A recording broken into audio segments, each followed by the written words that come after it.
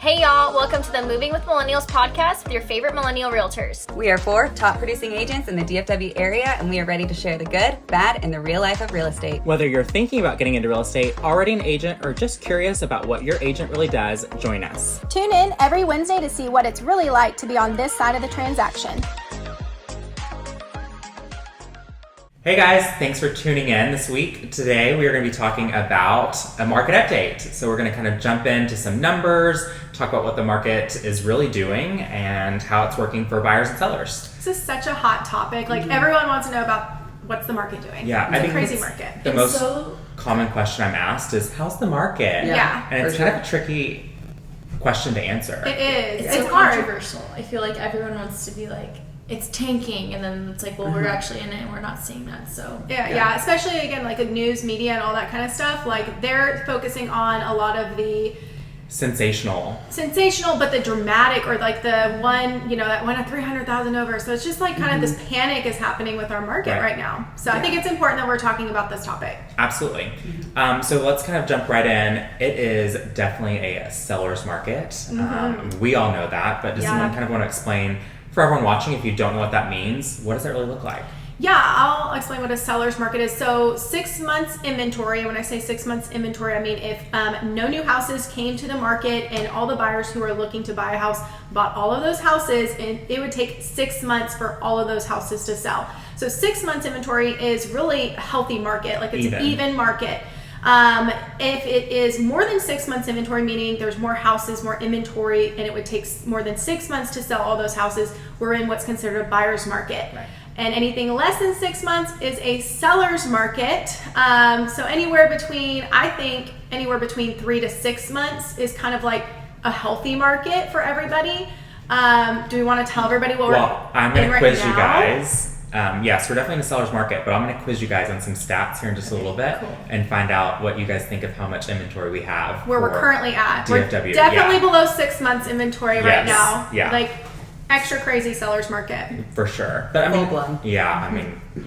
And really, that's kind of the story like across the country. But DFW, I think, is really unique in a way. We have so many people moving here. I don't know if you guys saw like the stats, but DFW is now past Houston as so now I think we're the third or fourth largest metro now. Oh my gosh, yeah. And Texas and DFW had the most growth for last year. So we've got so many people moving in that really makes our housing market even more unique, I think, than the majority of the country. For sure. And if you look at like the past several years, DFW has always been what's called a year behind, or I like to say it's a year behind the rest of the nation. Like whatever happens in the nation, DFW, it takes another year. So it's good that we're in DFW, I guess, because we have a market that's a little bit different than some of the other worlds. Right. I feel like Dallas is always like, for areas.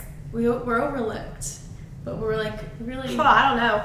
I think people are looking at us right I feel now. like before this year, like we've been overlooked, and now everyone's realized like Dallas is a gem and it's an amazing place to live in, and now we've surpassed Houston. Like we've almost we're under. Like, we have land, and we have so many different reasons why people are moving here. But But I do go ahead. You can just get a lot of house for very little money. Compared to other areas. Like California people, this is so cheap to them. Right. They don't care.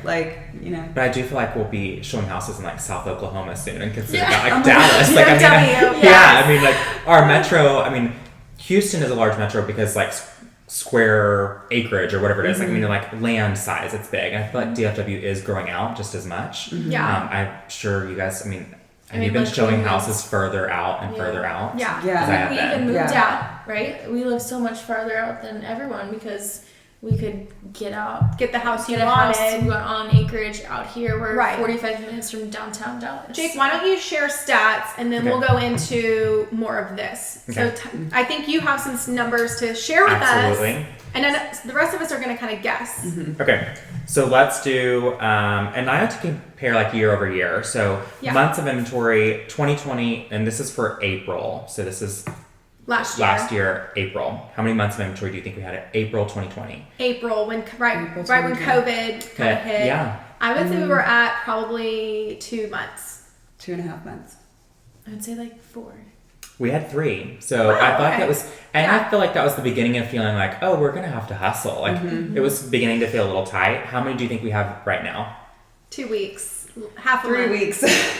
So I do believe that they round up, but it's 1 month. And I should share, so we're looking at numbers. We pulled this from our multiple listing service. And this is for Collin County, Dallas County, Denton, Kaufman, Rockwall, and Tarrant counties, which is primarily our main service areas. Touches everything. Yeah, so I mean, we'll probably talk about that sometime where all we have sold. But that's primarily where we do business. So So we're really at less than 1 month, I think. So we're at, a little less than 1 month. So we're in like a hot seller's market at the moment. Like it feels boiling if you're a buyer's agent. Oh my gosh. It's so difficult. And I think like it also depends on how many buyers are looking right now. Like in April, 2020, last year, there probably wasn't as many buyers, and that's why we had what felt like 3 months inventory because of COVID. Well, we're going to go over actual available units as well. Perfect. Okay, so let's do that one next because I think that is we'll do days on market here at the end. Okay, so active listings in the MLS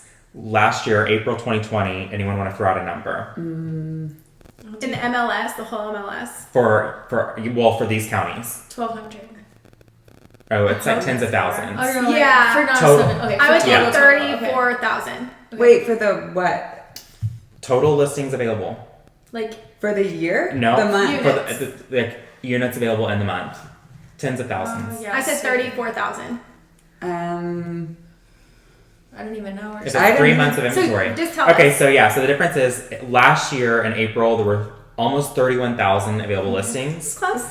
This year in April there were 15,226. Half makes that sense. with probably double the amount of buyers looking. Yeah. Californians are coming here. Right. So I mean, in reality, if you're friends with any of us, or if you have an agent that's friends, check on your realtor friends. Yeah. We're exhausted. Oh my gosh. It's so hard. know. Really difficult. It's difficult for the buyers and it's also difficult for us. It's emotionally It difficult is too. very- And I think, I have a friend that he shared something on social media and he's like talking about the market and how it's a seller's market and prices are going up, which we'll talk about here in a minute. But he was like, oh, it sucks for everyone except for real estate agents. As if like, because we're so busy and like prices are up, like we're doing all this business. Right. And it's like, well, you don't realize we're doing a lot of business, but that's because we're doing a lot of showings and offers. Right. And just all these because things. we're writing offers, it does not mean we're getting these executed Accepted. contracts. We're It's- writing more offers because it's so competitive. It's almost like you're doing 4 or 5 times more work Work. for each client because you're Yeah. writing. For some people, I mean, I've written 5 contracts for one client and lost out on them. I've written over 10 for one of my clients. Wow. Yeah. And it's just, Yeah. So And it's I think we more need to work. talk about those offers and what we're seeing and why we think, so I'll just bring in my 8 years or whatever that I've seen. I've been in a seller's market all 8 years that I've been in licensed. And I'm used to multiple offers. Multiple offers don't scare me until the last 3 months. Now the multiple offer situations make me sick because of these crazy offers we're seeing. And we'll talk I think we should share some of what we're seeing with these offers. It's not the multiple offers, it's this current market that's crazy. Right. it's the amount of money people are able The cash to they have. offer. Yeah. So, okay, give us some more stats. Okay. So consecutive days on market. So this is how many days on market before a house goes under contract. April of last year, what do you think that was? 34. I'd say 25. I'd say 30. It was 22. So about 3 weeks to get under contract. This year, 7. We it was 7. But we know how. This is one of the ones I gave them before. None of them were geniuses. I guessed it the No, first she did. time. Oh, yeah, she I did. guessed 4. Okay, to be fair, they're all geniuses. But I think we also keep up with our stats-ish. This Yeah. is one of those stats that we keep up with for Absolutely. sure. We know it's about a week. Yeah. So when talking about creative ways to write offers, it's quickly is one of the keys. Yeah. So we'll kind of talk about that. Okay, so this is going to be the last one, I believe. Is it the listing sold? No, median sales price. Oh, okay. So Dallas is 6th in the country. So I'm like a stats numbers guru. I love all this. So Dallas is number 6 in the country for how quickly our prices have increased. So that was for 2020. And I feel like we've seen an even more rapid increase in this first part of 2021. So give me the median sales price for April 2020. And again, this is for Collin, Dallas, Denton, Kaufman, Rockwall, and Tarrant counties. Like 300,000. I'd say like 215. 315. So 225 was the median. Ooh. Okay, 225. Yeah, so you have to keep in mind. Yeah. I think a lot of us, we primarily look at Dallas and Collin, which those skew a little bit higher, maybe than when we throw in a couple of the other counties. So 225, April of last year. What do you think that has grown to for this year? 300 then. 290, yeah. 310. 279. 279. Yeah. So it's gone up $54,000. In 1 year. Yeah. In 1 year. Which, I had a client that bought in August of last year. You've had a client that bought last year and sold this year. Yeah. So I had a client that bought in August of last year and we sold, actually just closed yesterday. And they made a hefty profit on that house. Yeah. And it appraised at the new, actually over what we listed it at, but at contract price. It did appraise. So that's how quickly prices are going up. Pat and I had a lot in Heath that someone came to us we bought it a year last May. Someone came to us this May, and was like, we'll offer you this. And I was like, market's saying it's this. And he was like, okay. And we made $31,000 in 1 year. Yeah. No, I've already had some repeat clients that they bought their house in 2018. They're already netting, like $80,000 netting. That's crazy. Yeah. Netting, so, and I think that's important to talk about, like how quickly prices have gone up. Again, I've been in a seller's market the last 8 years, and prices have only been going up since the last 8 years. And if we look at real estate, like it is a cyclical thing, goes up and down, but the rate at which it's going up right now is a lot quicker than any of these previous years. And I think this just justifies real estate as an investment, right? Real estate's like one of the best investments you can ever make. And even though it does go up and down, right? It's a safe investment. Yeah. And I think we need to talk about predictions in a little bit because I definitely think that's important. But obviously it's a great time to sell your house. I was just going to say, this maybe sounds a little scary if you're thinking about buying a home, but it is still such a good time to buy. And why is that? Why do you think it's a great time still to buy? So the rates are so low, and that has to do a lot with the interest rates have a lot to do with how much you're paying per month. So if you hold off waiting, that may just balance it out. If you get a higher interest rate, you're not going to be saving as much money. Right. So in the long run. I told a client the other day, do you want to pay $300,000 for this house? That he was like, well, I would have paid $275 last year. I'm like, pay $300 now at a 3% rate, or next year may pay $350 at a 3.5% or 4% rate. We have no idea where rates are going to be in a year, but it doesn't look like they're going to go back into the 2s. Right. It doesn't look like they're going to go back lower again. So, but prices, we have no, again, we'll talk about predictions in a bit, but it's still a great time because, like you said, interest rates are just so low. That and what's the alternative is renting. And renting prices, I don't know if you guys haven't done any rentals recently, but I've talked to other agents with rentals. They're in a competitive market right now too. Yeah. I saw that. Literally there's multiple applications or multiple offers, people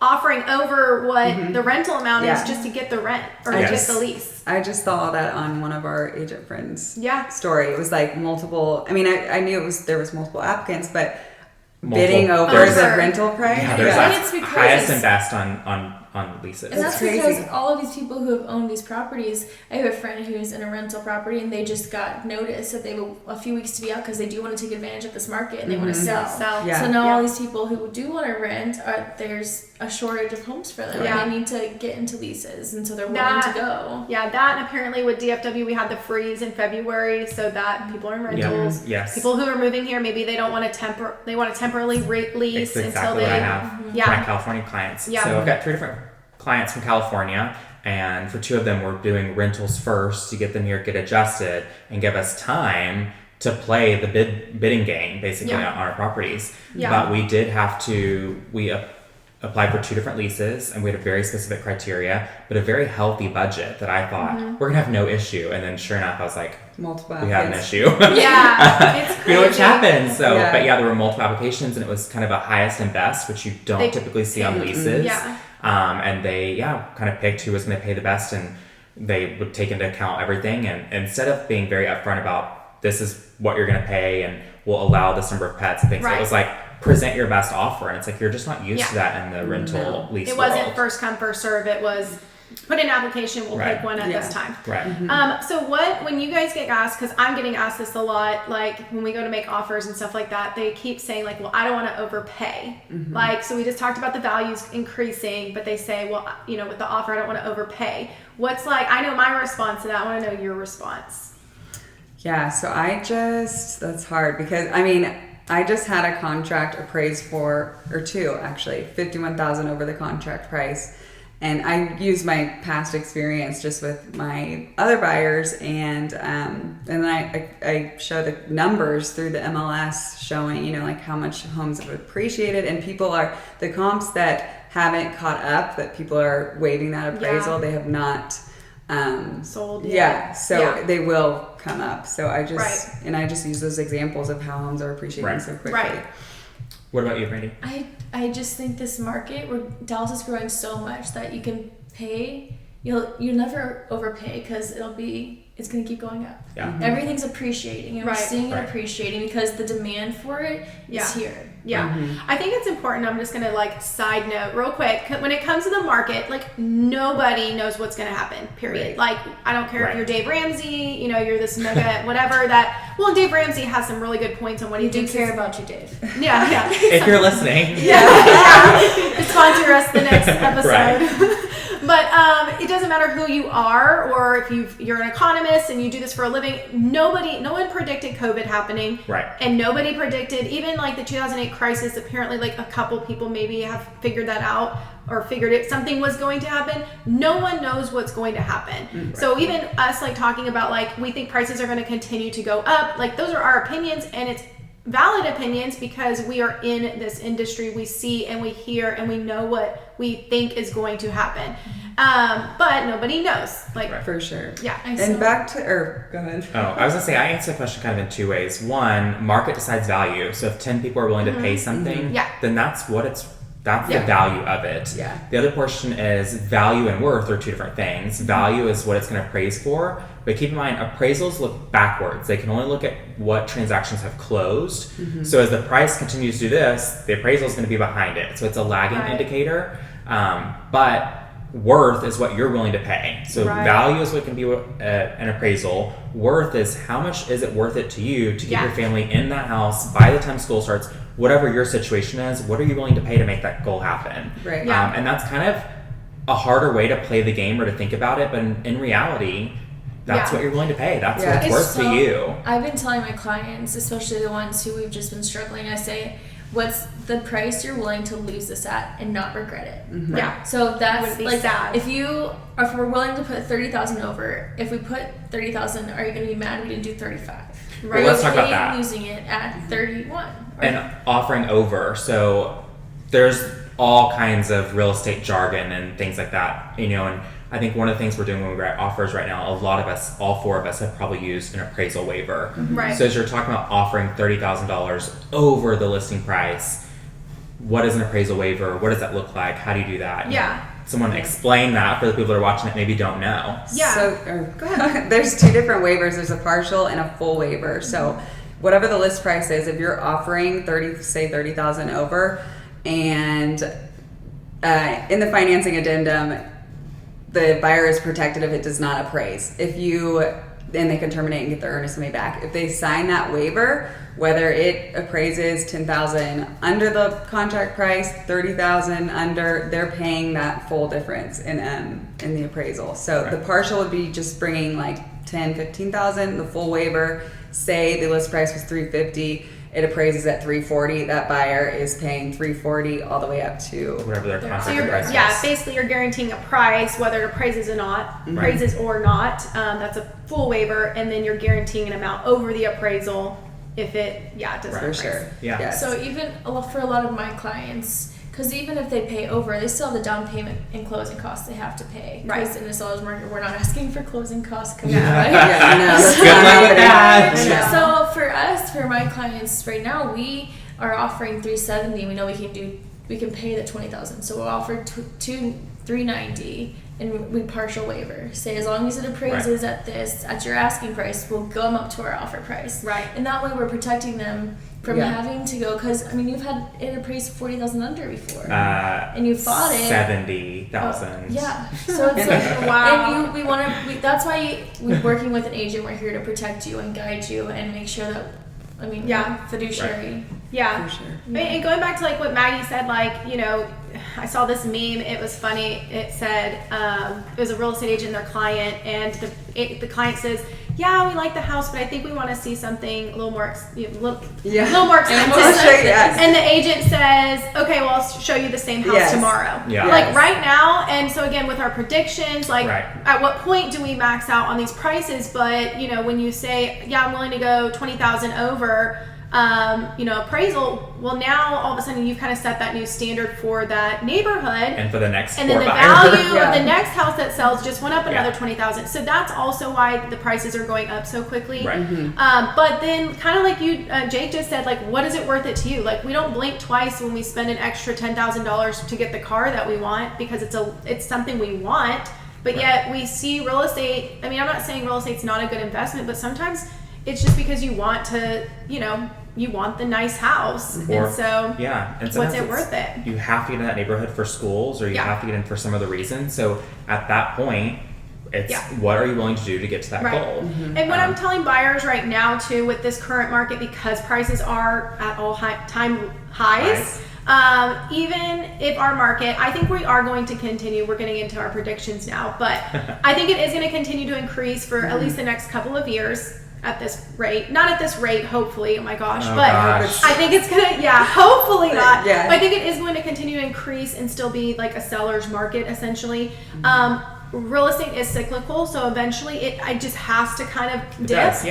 I don't think it's gonna crash. I think we can all agree that it's not gonna crash. We'll give our reasons why we think that. But then if you hold on, you stay in that house long enough. So what I'm telling my buyers is be prepared to maybe stay in this house a little bit longer. Because if you're thinking of it as an investment, as well as somewhere to live, because it's kind of both, you got to get over through where those prices drop, but eventually prices will always go back up. Right. I mean, if you compare to, you know, 1980s to now, our parents, our grandparents were buying houses for, you know, $50,000. Yeah, but their interest rates were like 19. 10%. Yes, exactly. So it's like, no, 100%. Yeah. But you will never buy a house again for $50,000. Period. Well, us. No. Certainly can. Turnkey. But I mean, like that house in that they bought area, for $50,000, they'll never buy that house again for $50,000, right? Yeah. And so, you have a she shed in the back of your lot over here. Even now, we have friends who it's his grandma's house, the husband's grandma's house, and it's on 2 acres in Parker. And he just got stationed in Midland, Texas with this new job, and they don't want to sell, even in a seller's market, because they know that they'll never be able to have a house with this much property in the built Parker. It's just not so possible. It's like it's just crazy. Yeah. And back to the waiver, or are we running out of time? No, you're good. I just explained to the buyer, like, you know, I'm going to be working with this listing agent or this listing agent to come up with an appraisal package to make sure that we make value as close as possible. And I put that up front with the listing agent as well. You know, like, I'll work together with you, and they usually appreciate that. Right. And then even as a listing agent, I always do a packet. Print out the first offer, X out the names, and just show them the terms, and that helps as well. I usually give my buyers a range of this is where I think it's going to appraise based on price per square foot and our comps. So I do a CMA, comparative market analysis. I forget we should use like short terms, you know? Explain what it is. So I usually do that. So for the property, and that'll give us a lowest price per square foot and a highest. So I use it as our range, and then I say off of that lowest price per square foot, if we appraise at that value, how much cash do you want to pay difference? And that's how we base it off of. So usually I haven't had any that have come in appraised lower than what we've expected. So we've been prepared for it every single time. For sure. So that's always beneficial to kind of do it that way. But you have to have buyers that are liquid enough to do that. And not all of our clients are that. So there's other tactics and other things that we have to do in writing offers. Well, and that's what I was going to ask next is, other than obviously giving as much money as you can. Throwing the cash at them. Giving your second born child and all the things. And the appraisal waiver, are you guys doing anything differently with your option periods? And we can explain like kind of what that means. Yeah. So for me, we've been doing higher earnest money. Earnest? So, okay. Between at least how much? 2.5% to 3%. Okay. So the typical earnest money in Texas, if you're watching it, you don't know real estate or not from here, usually it's like 1%. So, and that's really just, it's the buyer's way of showing like good faith. I have the money to pay for this home and I intend to purchase it. So on a $300,000 home, they would typically pay $3,000 right away. It's held in what's called an escrow account by our title company, which is a third party, and they hold on to that and it gets credited towards basically their down payment at the end in a way, or just towards the cost of the home. So on average, that's 1%. So you're doing like 2.5 or 3. 2.5 to 3%. Well, I'm typically doing 3% right now. Really? Well. Just to make a strong I'm still at offer. 1%. Like grandma realtor over Oh my there. gosh. The OG holding strong. Yeah. I tell buyers, 1% is in a normal market, but like we're seeing 2 or 3%. Really, they're gonna pay it no matter what, right? So like it's coming out, and I always say it's coming out of your, it's gonna come out of your pocket. Right. So out front, it's gonna come up to show that you are very motivated and it's very competitive. So, and it goes back towards your closing costs. But I think my thing is we are upping our option more than we're upping our earnest, because in the 8 years I've done this, I've never had a seller keep earnest money. I mean, my job as a buyer's agent is to make sure that is to get it back, that whatever we got to do. So that's where I feel like it's not as important how high that is, because sellers most likely not going to see that.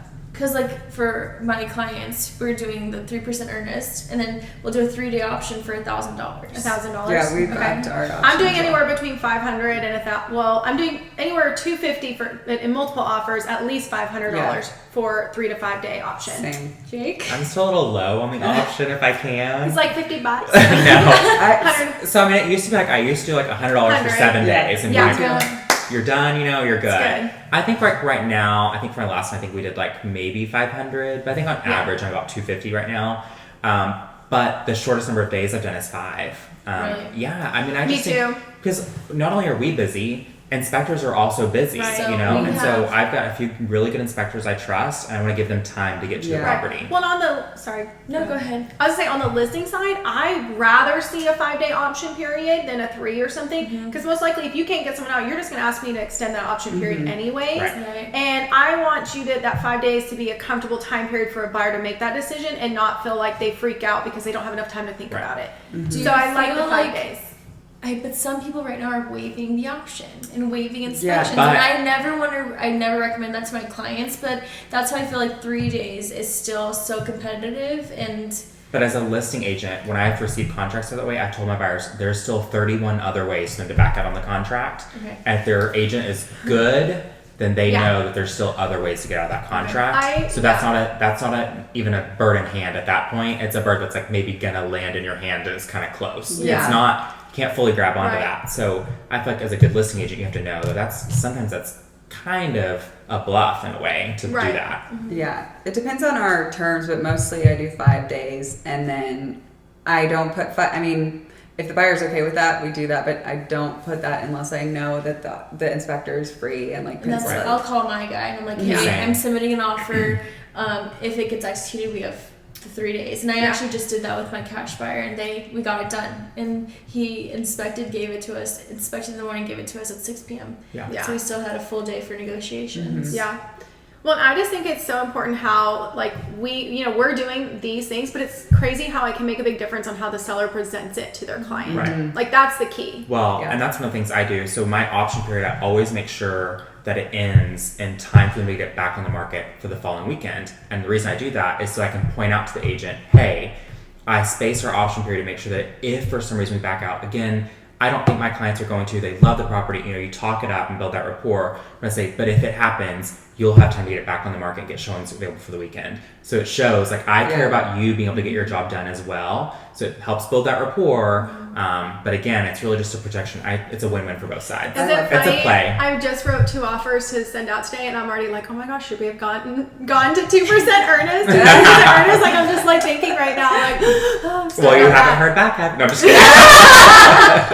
No, It's not too late to submit. What were those addresses? I think I have a client. You're gonna compete against me. No, I I do some other things that No, actually, Mariana and I actually showed up to the same showing within like 5 minutes one time. So it's funny that like we could compete against each other. But other than that, we've never offered on the same properties, never competed against each other, and I love that. I mean, it's helpful. So it's great. We're a little bit in different areas, anyways. Though, like I'm a little more north than y'all are probably. So I've like hit all four corners of DFW. Literally everywhere. Yeah. I've gone as far north as Prosper, south as Cedar Creek Lake, east as Royce City, and west as Fort Worth. Yeah. So I mean that's kind of my territory. So I'll see it at the next listing, Jake. Okay, perfect. And I'm gonna put down 5%. That's okay. No, but really I think the conversation to have with our buyers is what's the highest and best that you're willing to pay, like period. Like I can't predict, like you can see we're doing things differently, but I can't predict or tell you, we're never going to know what the other buyers are bidding or what they're offering. So it's like Brandie said, is at what point would you be upset and wish you would have, like there's no leaving anything on the table like I wish we would have gone up $5,000 more. Or we could have done this differently. Because even you've done it like over the term of the loan, it's only X amount more a month. Right. Oh, right. Yeah, it's $5 to $7 per thousand. So like if you offer $10,000 over, it's $50 to $70 more, nothing. And then usually when I talk with them about that, it's like they're like, oh, okay, like their monthly payment. And I think it's important. We've talked about a lot of things of like throwing cash and even like shorter or a higher amount of earnest money or higher option fee. Those all involve money, like more cash. If you're not as liquid, there are still other options. I have buyers that do not have the extra cash, and so we look at properties that have been on the market for 3 weeks or more. See, I there are still those. I know. I've got one in Dallas. Send all your clients to it. So my listing, one of my 3 right now is sitting. So, and I wish, again, it's like that works. So there are still those options. It just may not be like in the area that you're looking, but there are other opportunities and options. Even if you're hearing like, I have to have a lot of cash, you don't necessarily have to. There's talk to one of your trusted professionals, and we'll figure out an option. Something that we're also seeing people do to kind of remove themselves from the market, which I know we need to wrap up, but I think to touch on this, because maybe we can make an episode out of this, is the new builds. So we're seeing a lot of people remove themselves because they're frustrated with going to war every weekend, and so now a lot of people are doing new builds. If they can even get on a waiting list. Yeah, I just had a buyer on a wait list. So I think for buyers, the bottom line, the important thing is talk to your real estate agent, give your highest and best. I mean, you got to get aggressive in this market if you're willing to, and it's still a great time because we've got great interest rates. Prices are only going up for the next. So I tell my buyer, whether you're looking to buy now or in the next year, now is a better time. And rent is going up too. And rent's going up. And a lot of that is due. So multifamily had a lot of issues with our freeze here as well. So a lot of units had to be fixed. So multifamily properties are having to recover that expense, and they're having to handle displaced tenants, and they're dealing with the same expensive construction issues that single family is dealing with. Lumber is more expensive, concrete is more expensive, windows are more expensive and lagging. So rent is getting more expensive as well. So if you're going to be paying that amount, why not own and become, and start building, equity. Especially since the interest is so good. Right. Yeah, for sure. Why don't we just skip over to predictions? Like, what do we think? Because I think that's a very common question. Like, what's going to happen? These are our opinions. Again, get out my crystal ball here. Yeah, if we had a crystal ball, right? Like, that's the thing. So I know what my predictions are for the coming market. I think we're all kind of similar, but what are your thoughts on the coming, year, 3 years, so on? Saw it here first. Yeah. That's going to be the answer. We're like, we want to start first. I'm a little different. I feel like I've started slowly seeing people doing price improvements. They're calling it price improvements, and houses are starting to sit for a little bit longer, but I don't think the market's slowing down. I think that's because the buyers who have been fighting tooth and nail for a few weeks have kind of removed themselves. My clients are looking at renting for maybe a month or two and then going back to the market. So I think these buyers are frustrated right now. Yeah. So I think that'll be a little bit of a cool off, but then I think the moment people sense a cool off, it's going to become a feeding frenzy. And so I think we're going to do little waves like that for a little while. Okay. I don't think we're going to have a big housing crash. Obviously, 2008 was vastly different. People did not have as much equity in their homes as people do now. They weren't pre-approved like they are now. Right, lenders were just... and appraisals are protecting values much more now. So it was far easier to get into a home in 2008. If you With the adjustable, that's the biggest key. Is in 2008, there's a movie about it. Yes. The Big Short. Yes. Is that it? So good. So good. It actually is a great explanation of what happened in 2008. So the main reason 2008 happened was the lenders were lending on adjustable interest rates, meaning these buyers were getting qualified for a rate where it looked like they had a 3% rate, but then in 2-3 years it bumped them up to like 10%. If your interest rate over that period of time went from 3% to 10%, you would not be able to make your payment anymore. Right. No. And so that's the biggest reason why we had a 2008 crash. And like Jake just said, is they didn't have the equity like they do today. Right. And that's where we, I get a lot of people saying, well, all the people who did the forbearance like that, paused their payments, because of COVID. Right. They think they're going to foreclose, and I think we will see foreclosures. We will, because people go through hard times, people lost their jobs. It's going to happen. I think that there's going to be this overflow of foreclosures. I don't, because again, they have so much equity in their house that for example, 2 of my listings recently, they did a forbearance. One was like just for a couple months. The other one was for like almost a year. They had, one of them, she just had bought it. They bought it in 2018, so they didn't already have naturally enough equity, but she ended up netting still about $10,000. Right. So even after making that, so we didn't have to do a foreclosure or anything. It was, they could sell it out because they had the equity. Yeah. So I think that's what's going to happen. I think appraisals too, we have to touch on this really fast. Even when people, so I'll just say for this house, we went $40,000 over, and then it appraised 15 over that. So we moved in with equity, and I think a good realtor can help you do that. Like Maggie, you had a few do that too. And we are always making sure that we're protecting you, and appraisals are coming back and giving people instant equity in this market. Yeah, absolutely. Appraisers do take in consideration, the multiple offers driving up the price, and then it's just important to work together as a team, both the buyer and listing agent, lender, title company, everything. And I think, fortunately, unfortunately, and I say fortunately because, the prices and stuff, I think this is kind of our new norm. Inflation's not just happening in the market or in the real estate industry. Inflation's happening everywhere right now. And COVID has been a big part of that, huge part of that. But I think the price of things are naturally just going to go up. I mean, the value of a dollar, again, going back to 1980s to today, the value of a dollar has been totally different. So I think we're going to see that. And then as long as income, which eventually will follow, an increase, as long as income meets that, I think then we'll be okay. So I don't think it's going to crash. I think we all agree it's not going to crash. But I think we'll be at this pace too for quite a while. I don't think years, but I think several months at least, for a year at least. At least till next year. Yeah, I think it's going to be about this pace. And then I think prices will continue to increase, but not at the steep incline rate that they're at right now. I don't even think that they're going to plateau. Do you think interest rates will go up and then it'll kind of level everything out?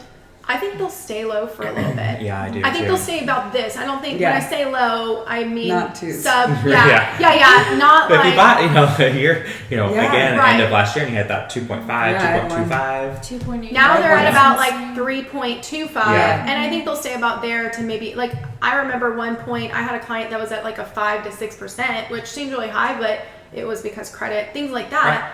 But that was still a decent rate compared to the 10% that we had seen in the past. Yeah. That brings up another interesting point. If you're watching and you are just getting some information, you're like, oh, I do have a 5% rate. Refi now. Yes. Find a good lender. Yes. Yeah, you should. If you don't have a good lender, hit up any of us on our socials. Message us. We are happy to connect you. We all, I'm sure we have 4 different preferred lenders. And, definitely get that done because now is the time to refi. Even if you are not sure how much longer you're going to be in your house, just get the refi done. Yeah. Definitely worth it. So, okay. Anything else on the predictions?